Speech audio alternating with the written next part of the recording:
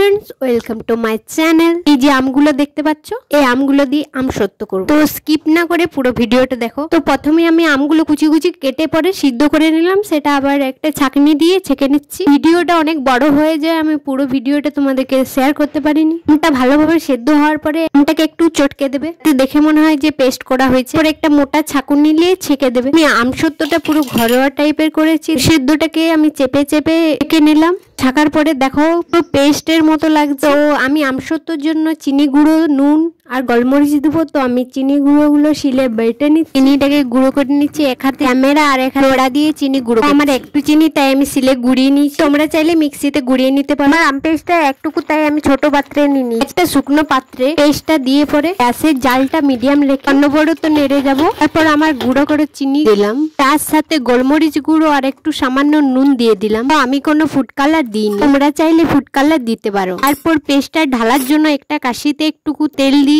পেস্টটা ঢেলে নেবে। তারপর একটু ঠান্ডা করার জন্য ছেড়ে দেবে। ঠান্ডা হয়ে গেলে 2-3 দিন রোদে, কড়া রোদে শুকিয়ে নিতে হবে। আমার 2-3 দিন শুকানো হয়ে গেছে। তো এই দেখতে পাচ্ছ কত সুন্দর হয়েছে। তোমরা চাইলে 1 মাসের মতো স্টকে রাখতে পারো। আমি আমসত্ব করে রেখে দিয়েছি, কারণ নীল পূজার আগে আম খেতে নেই, তাই আমি রেখে দিয়েছি। তো কত সুন্দর হয়েছে, তো তোমরা দেখতেই পাচ্ছ। তো তোমরা অবশ্যই বাড়িতে ট্রাই করো। আর আমার ভিডিওটা ভালো লাগলে অবশ্যই লাইক সাবস্ক্রাইব করে দিও। চলো টাটা, বাই বাই।